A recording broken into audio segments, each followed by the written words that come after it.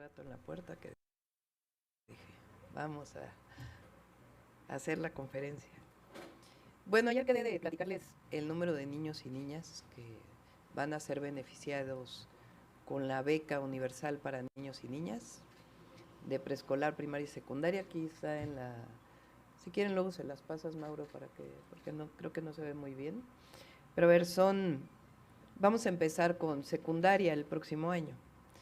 Entonces, el número de beneficiarios, de derechohabientes, de nuevos derechos, de niños con nuevos derechos, niños y niñas con nuevos derechos, de secundaria son para la matrícula pública 25-26, recuerden que empieza en septiembre del 25, pero iniciaríamos 24-25, porque iniciaría en enero del 2025, son 5.930.627 niños y niñas y adolescentes. Y como ustedes pueden ver, cómo va disminuyendo el número de niños y niñas que entran a la escuela. Esto es parte de la disminución de la natalidad que viene ya desde hace varios años. Entonces, en total de niños y niñas matriculados en escuela pública, 24-25 son 21.240.545 y los beneficios serían para 5.930.627 en enero del 2025 y para septiembre del 2025 serían 5.921.435, es decir, los que entran a primero de secundaria disminuye la matrícula por la disminución que ha habido en los últimos años de la natalidad. Eso sería en cuanto a la matrícula educativa, y los siguientes años, de acuerdo a la proyección, pues ya estarían incorporándose los 21 millones de niños y niñas al programa. Bueno, ese es uno de los temas que quedé de plantearles. Estamos revisando también el de mujeres. De acuerdo con el INEGI, con el censo del INEGI, son 2.5 millones de mujeres de 60 a 64 años. En ese caso sí va aumentando de acuerdo con los años, pero para el primer año serían 1 millón de mujeres de un universo de 2.4 millones de mujeres que estaríamos incluyéndolas en el 2026. Bueno, ese es el primer tema y si quieren pues pasamos a las preguntas. Iniciamos sesión de preguntas y respuestas con Alma Muñoz de La Jornada. Gracias. Doctora, quisiera preguntarle su opinión ahora que van a Pasta de Conchos, su sentir. Se hace el hallazgo de los primeros restos y hay una demanda que exige castigo para Germán Larrea, por favor. Sí, yo creo que primero aplaudir la decisión del presidente López Obrador de buscar los cuerpos de los mineros y responder a la demanda de las familias. Vamos mañana pues a platicar con el presidente, vamos a escuchar lo que dicen las familias. La parte jurídica pues hay que ver qué es lo que están planteando, particularmente el sindicato minero. Pero creo que lo más importante de esto es, yo pienso que la cuarta transformación tiene una palabra, son varias palabras que acompañan a la cuarta transformación: honestidad, pero una muy importante es justicia. Yo lo he dicho que la justicia tiene varios ámbitos.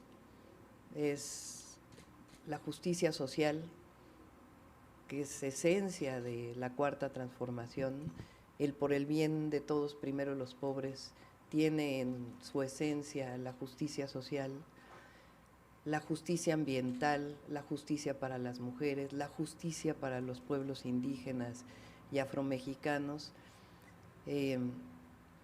la justicia para las mujeres. Y creo que en este caso hay una parte, además de lo que tiene que ver con el sistema de justicia en nuestro país, pues una parte que tiene que ver con la justicia más allá de la parte penal. Y creo que hoy se está haciendo justicia a las familias al haber hecho pues este trabajo durante tantos años. Y vamos a ver pues mañana lo que dicen las familias y ya pues nos enteraremos de la parte jurídica. Entonces, ¿se van a reunir legal con las familias? Sí, hay una reunión con las ahí familias. Mismo ahí mismo. ¿Y cuál es el mensaje, cuál es la señal que ustedes están enviando al iniciar sus recorridos justamente allí? Porque pues esto sigue, las investigaciones y todo tiene que continuar. Eso pues ya es cuestión de las fiscalías, ya no nos corresponde a nosotros, pero creo que hay una parte muy importante que es una parte humana enorme, que también está asociada a la Cuarta Transformación. Eso es el humanismo mexicano, más allá incluso de la historia, la fraternidad, el reconocimiento, la cercanía con las víctimas y con las familias. Entonces, pues, yo pienso que va a ser un momento muy emotivo y pues vamos a ser testigos de ese momento. Y en el caso de Germán Larrea, pues ya tendrá que definirlo la fiscalía y pues también cómo fueron los hechos en ese momento. Mañana nos vamos a enterar bien y podemos ya darles más, podemos platicar más la próxima semana. Pero en principio, pues es un sentido humanista del gobierno del presidente López Obrador y por otro lado de justicia a las familias. Y la parte penal, pues ya tendrá que definirlas las instancias correspondientes. También es un mensaje de que en su gobierno se seguirán las investigaciones a tope a donde tope. Las investigaciones le corresponden a la Fiscalía, eso hay que decirlo. En general, uno puede presentar una demanda y en este caso es la demanda de las familias, del sindicato y tendrá pues que verse en la Fiscalía. Pero finalmente el gobierno, esta parte de reconocimiento de las víctimas, de las familias, pues es una parte humana muy importante y finalmente de justicia a las familias. Gracias. Continuamos con Marta Martínez, de Reforma. Gracias, doctora. Buenas tardes. Yo quiero preguntarle, usted a lo largo de estos últimos días ha hablado sobre este Parlamento abierto y este diálogo en torno a la reforma al Poder Judicial. Sin embargo, el día de ayer el presidente ya habló de que el tema de los ministros, magistrados y jueces a urnas es un tema irreductible para él. Yo quisiera saber si usted está en la misma sintonía que él, si este es un tema también irreductible para usted en esta reforma. También quisiera pues pedirle, ya nos habló hace un momento cuando llegó aquí a la Casa de Transición sobre este pronunciamiento de la Asociación de Banqueros, pero quisiera pedirle que nos abunde un poco sobre este posicionamiento, cuál es su impresión. Y finalmente, nada más que nos confirme, hay un rumor de que usted se reuniría con diputados y senadores entrantes, electos, y se habla de que sería el próximo martes. Si nos puede confirmar si sería así y si no, si nos puede dar un poco detalles sobre este encuentro. Muchas gracias. Sí, ustedes conocen nuestra posición respecto a la elección de jueces, magistrados, ministros. La hablamos en la campaña, la pusimos a votación en las plazas, pero eso no quita que se conozca el contenido de la reforma por el pueblo de México y que se escuche en este Parlamento abierto que se está planteando. Mi opinión también es que deben elegirse los jueces, pero creo que también es importante pues que se haga este Parlamento abierto y no es novedad, lo dije durante toda la campaña y acostumbramos a mantener nuestras posiciones. Pero también es importante que se conozca.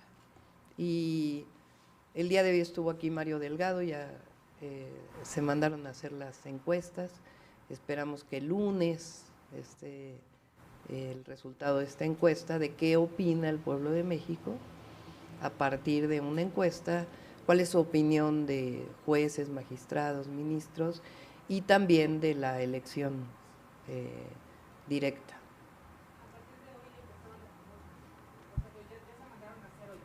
El fin de semana creo que van a estar haciéndose. Sí, el lunes habría los resultados, exactamente.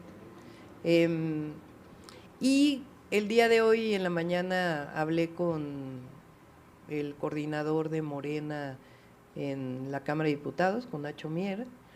Él me comentó que ellos van a dar a conocer cómo sería este proceso de Parlamento abierto. Sobre el tema de… Preparamos ahí unas transparencias también que las utilizaba en la campaña, no, más bien las de la fortaleza económica del país.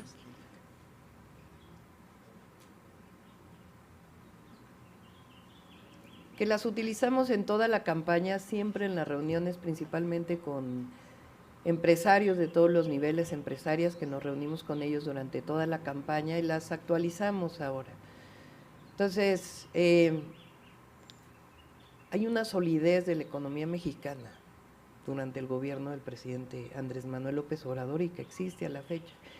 ¿Cuáles son estos indicadores que lo muestran? Finanzas públicas sanas, son 2.4 billones de pesos de ahorro a partir de la austeridad republicana, un mercado laboral fuerte, es el mínimo histórico más bajo entre todos los países de la OCDE de desempleo, las reservas internacionales del país, del Banco de México, también son históricas, somos la 12ª economía del mundo, el principal socio comercial con los Estados Unidos, cosa que nunca se había dado, y también la inflación sigue bajando en nuestro país. Estos son datos de mayo del 2024 y eso no ha cambiado. Pásate a la siguiente, por favor. El bienestar del mercado interno, que también es un sello de la Cuarta Transformación, al aumentar el salario mínimo, al crearse nuevos empleos, al desaparecer el outsourcing, con los programas sociales, pues el mercado interno tiene una fortaleza muy grande y también vinculado con el crecimiento económico que a la fecha se plantea que va a seguir creciendo el país en este año y que fue de 3.7 en el 22 y de 3.2 en el 23.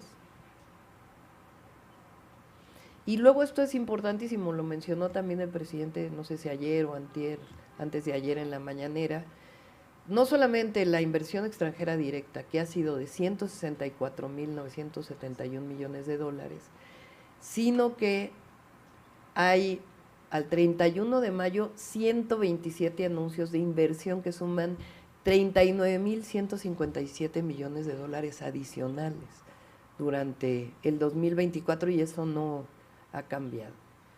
Adelante. Y esto es lo que dice la Asociación de Bancos, que recupero. Es importante seguir generando certidumbre y confianza para la inversión, como se ha hecho en este gobierno en estos 6 años, y esta certidumbre y confianza que hemos tenido han permitido a la banca seguir creciendo y apoyando a las familias y empresas mexicanas, y dicen que sigue habiendo esta certidumbre independientemente del cambio en el dólar en estos días.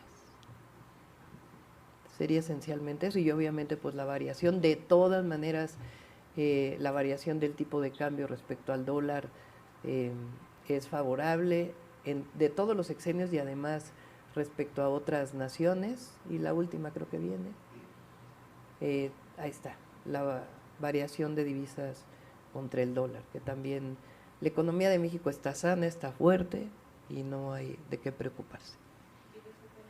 El martes nos vamos a reunir con los senadores y diputados electos, no, son muchísimos, entonces están viendo en qué salón nos vamos a reunir. Es una reunión de cortesía, de felicitarnos a todos por este gran triunfo, esencialmente.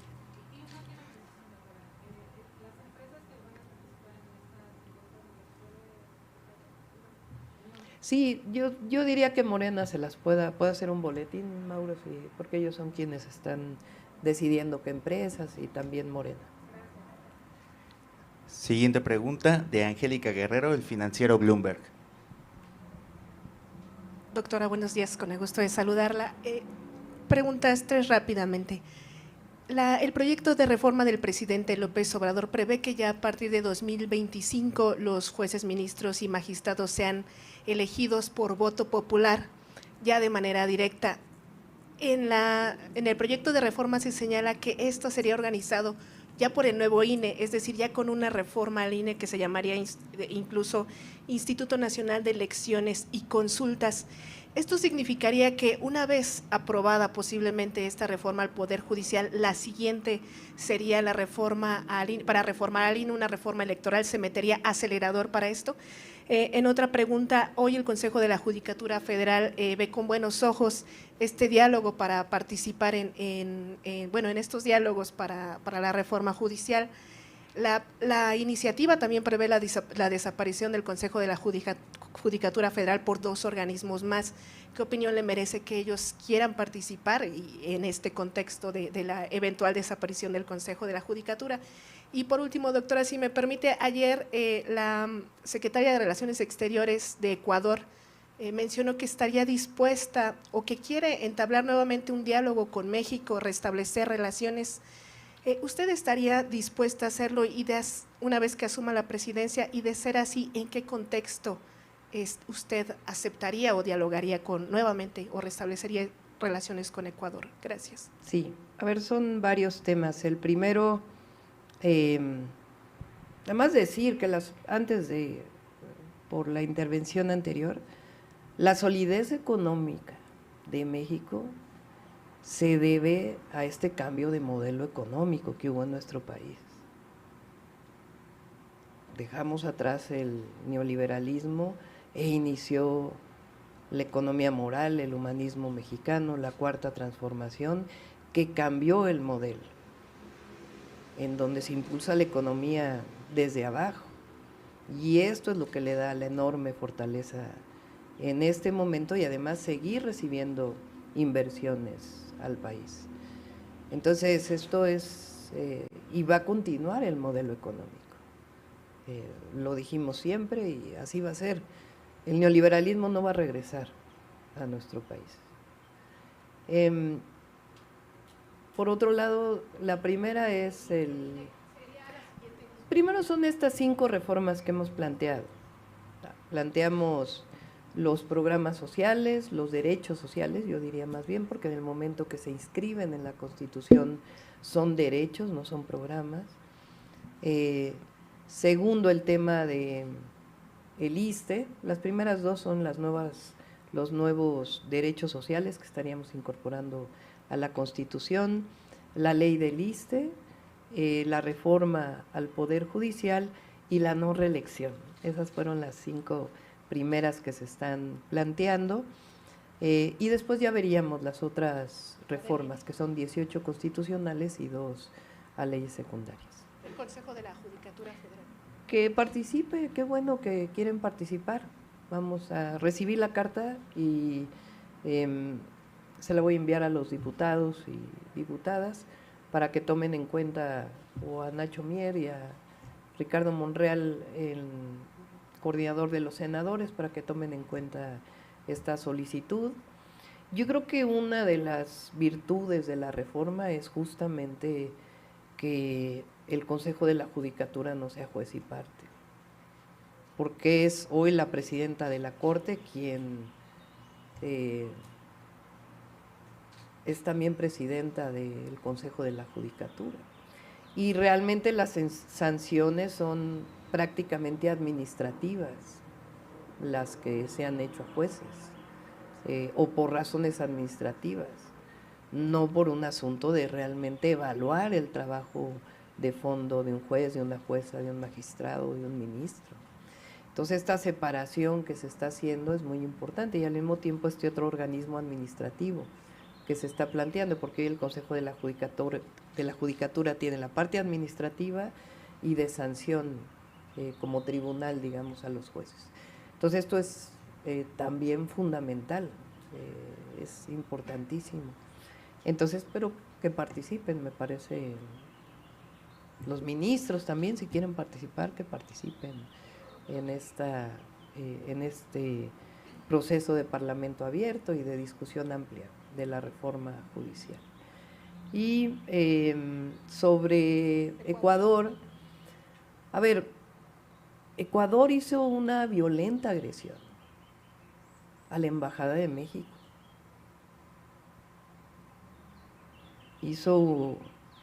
Invadió violentamente la Embajada de México, agredió al personal diplomático de México.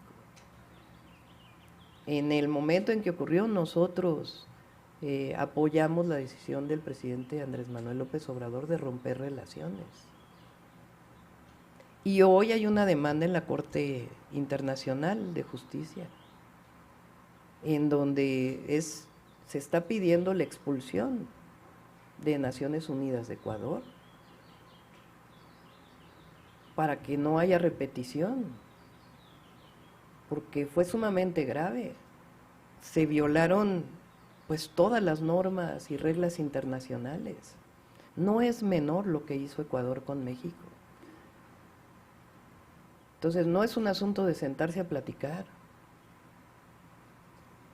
porque lo que está pidiendo en esta demanda México es, por un lado, la disculpa y la reparación del daño, y por otro lado el caso de el vicepresidente, porque él tiene derecho de asilo en México, porque el derecho de asilo lo brinda el país que le está dando el derecho de asilo. Entonces nosotros estamos de acuerdo con la posición que ha adoptado el presidente López Obrador. Entonces tienen ellos que dar el paso, la disculpa pública, lo que está pidiendo la demanda, y también el reconocimiento del derecho de asilo. No es menor la agresión de Ecuador a México. Gracias. Siguiente pregunta de Gilberto Molina, de Canal 11.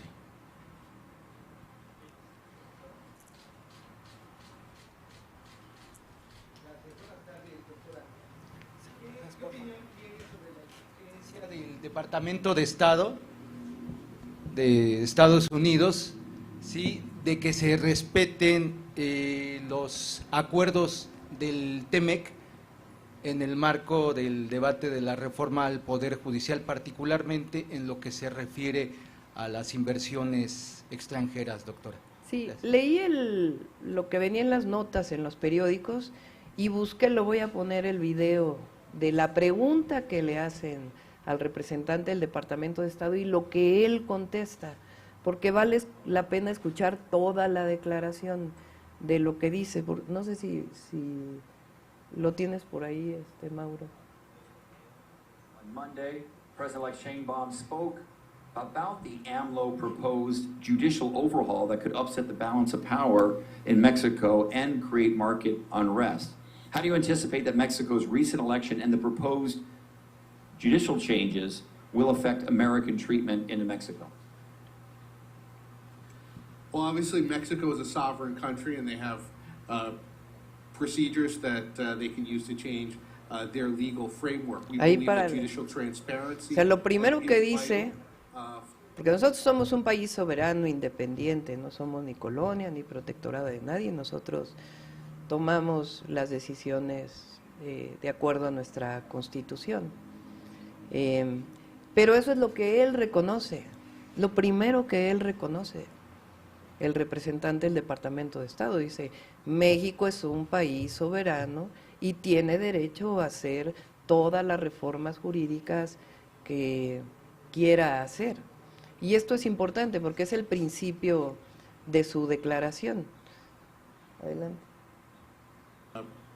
Procedures that they can use to change their legal framework. We believe that judicial transparency is vital for all investors. Ahí también que la transparencia judicial es necesaria para cualquier inversión. Hasta ahí no hay ningún problema. Él está reconociendo, porque no hay que sacar, digamos, de contexto su declaración, ¿no? Y adelante.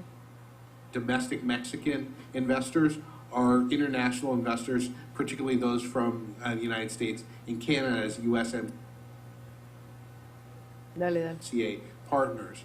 We will continue to insist, whatever the future legal regime is in Mexico, that all the signatories to USMCA respect the protection of foreign investment provisions in that agreement.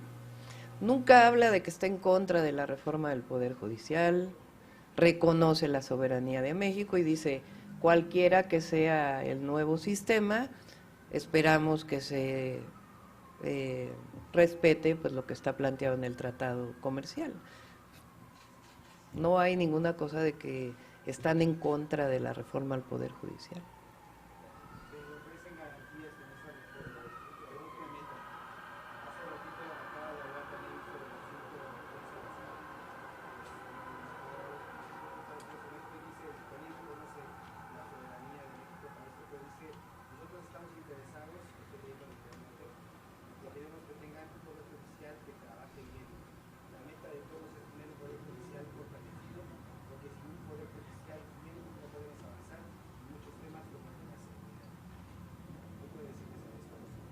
Es lo que yo he estado planteando, que el tema de la seguridad tiene que ver con la atención a las causas y la cero impunidad.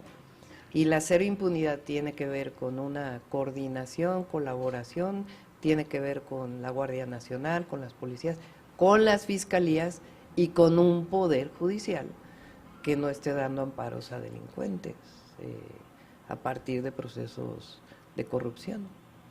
Entonces, yo creo que hay que revisar bien cómo se dan las declaraciones, porque no veo contradicción. Y finalmente, pues el tratado es un tratado comercial que hemos firmado con Estados Unidos y habrá sus controversias dentro del tratado y también hay sus formas de resolución dentro del tratado. Pero continuamos. No hay, como siempre lo he dicho, no están en riesgo ninguna de las inversiones. Continuamos con Marco Fragoso de El Heraldo TV. Hola doctora, ¿cómo está? Buenas tardes. ¿Qué opinión le merecen las declaraciones de Xóchitl Gálvez de que dijo que México es un país triste y deprimido, además de las declaraciones de Marco Cortés en donde agradece el apoyo de Claudio X González, doctora? Siempre lo dijimos, más allá de la persona. Ellos representan el México del pasado y no han entendido el gran cambio que ocurrió en México. Tuvimos una elección en donde, con excepción de Aguascalientes y por pocos votos, todos los estados ganamos en todos los estados de la República. De los 31 estados y la Ciudad de México, ganamos 30 senadores, la fórmula principal. México cambió y además yo veo un México muy contento, feliz, alegre.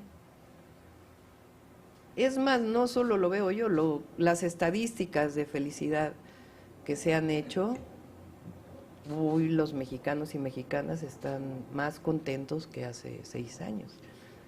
Entonces el problema es que ellos se quedaron en el México previo a la Cuarta Transformación.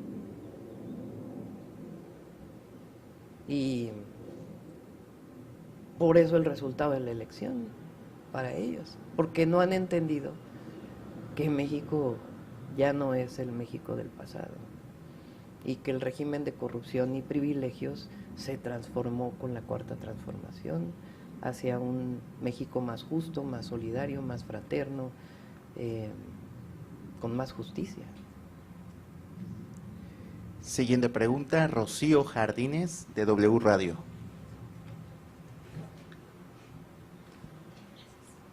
Buenas tardes, doctora.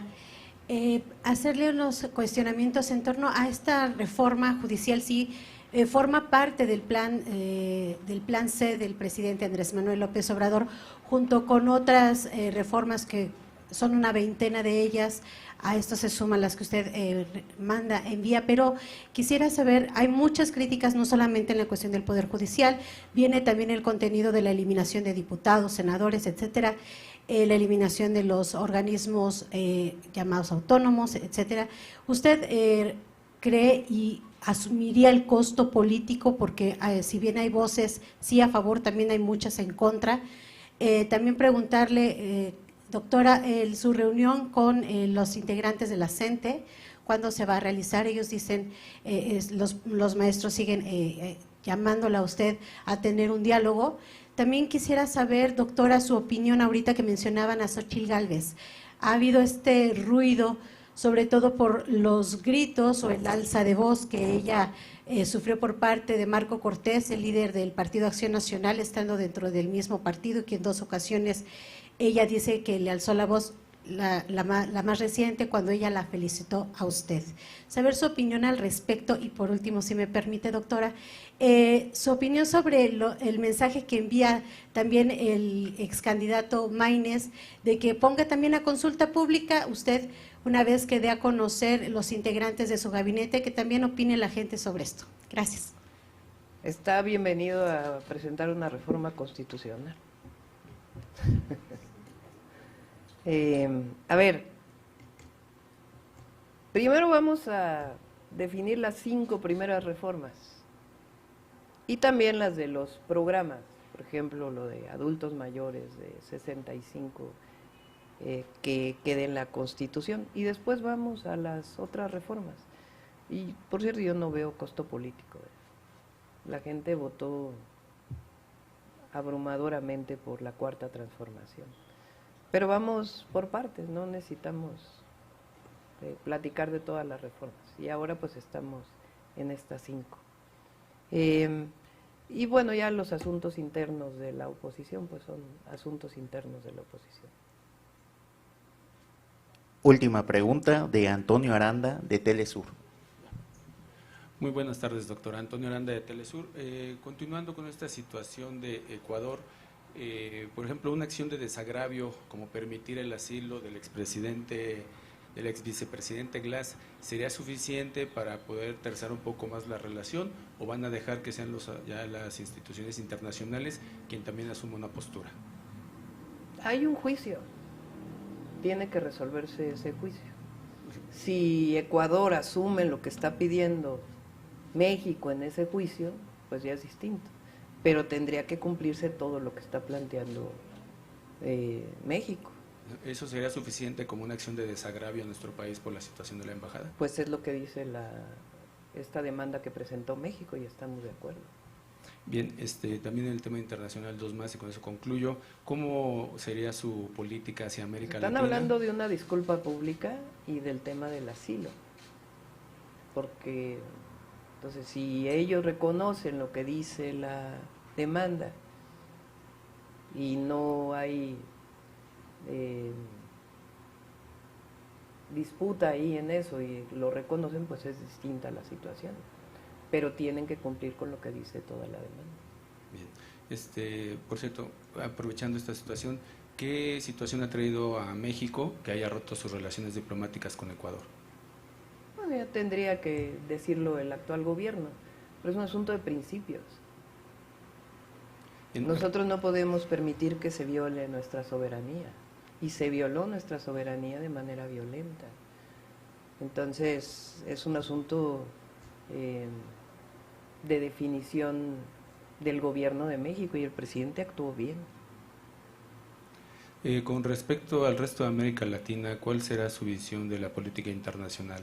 Hay que mirar al sur siempre, no solamente nuestra relación con Estados Unidos como socios comerciales, amistad, respeto, colaboración en diversos temas como iguales, sino, lo dije en el debate, todavía lo recuerdo, dije, como dice Benedetti, el sur también existe, y ahora se ha abierto mucho la relación hacia los países de América Latina y el Caribe. Finalmente, en cuanto a Estados Unidos, ¿qué preferiría? ¿La continuidad de Biden o Trump, o lo que sea sería bueno o afrontable por usted?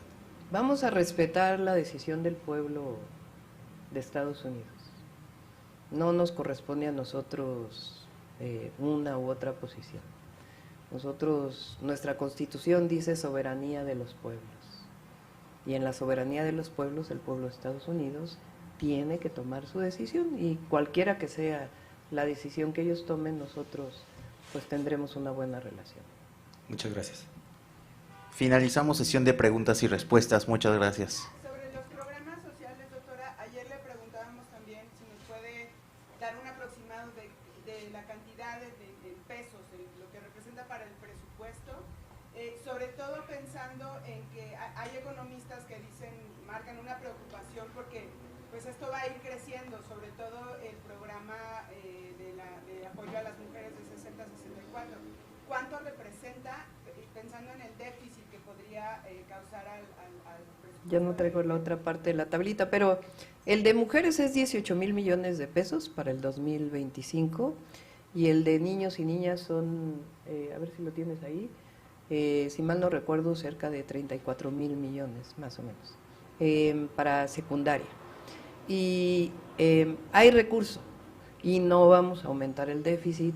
Hubo un compromiso del secretario de Hacienda que lo planteó, creo que la semana pasada, de que incluso vamos a disminuir el déficit. Se puede hacer porque este año se está pagando prácticamente todas las obras estratégicas del presidente Andrés Manuel López Obrador.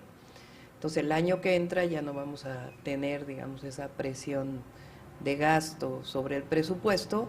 Va a haber nuevas obras, pero en lo que arranca los nuevos proyectos de infraestructura que requieren su tiempo de proyectos ejecutivos, etcétera, vamos a iniciar el proyecto de vivienda. Eso nos va a permitir generar empleos, impulsar la economía, porque la construcción impulsa la economía interna principalmente, el mercado interno, el crecimiento económico y el empleo. Entonces vamos a impulsar el programa de vivienda, a terminar varios si deja pendiente el presidente algunas de las obras que deje pendientes, e iniciar con el nuevo proyecto y al mismo tiempo con los programas sociales. Yo en campaña, en varias reuniones, hablé de que todavía hay oportunidades de recaudación importantes sin una reforma fiscal profunda. Dos de las áreas o dos de las grandes oportunidades son, por un lado, todo tiene que ver con tecnología, digitalización, que permita también todavía disminuir aún más la corrupción que ha hecho muchísimo al presidente. Uno tiene que ver con digitalización exclusivamente, con el SAT, todavía digitalizar y tecnificar más el SAT, que tiene un potencial de incrementar la recaudación sin aumentar los impuestos. Y la otra es aduanas, donde el presidente ya ha incrementado de manera muy importante los ingresos y tiene también una oportunidad muy importante, y además pues reducir los tiempos que todavía se utilizan en puertos y en las aduanas del norte del país. ¿No va a aumentar el déficit? No, al revés, va a disminuir. ¿Habrá riesgo de que para cubrir estos programas sociales se le quite presupuesto a otros como cultura, deportes? No. Tenemos ya hemos estado trabajando el presupuesto desde que propuse los programas. Ya tenemos de dónde va a salir este recurso, cómo lo vamos a impulsar, cómo se va a aumentar la recaudación y cómo lo vamos a ir afrontando los siguientes años a partir de este incremento en la recaudación en el 2025 y los siguientes años. Gracias. Concluimos conferencia. Gracias a todos y a todas. Gracias. No, nada, nadie que les vaya a dar notas. Se pueden ir temprano, no se van a perder de nada en especial. Descansen ya. Por eso dimos conferencia, y además como me preguntaron de la declaración cuando íbamos en el vehículo, dije, a ver, pues sí vale la pena explicar completo, ¿no? Bueno, muchas gracias. Gracias.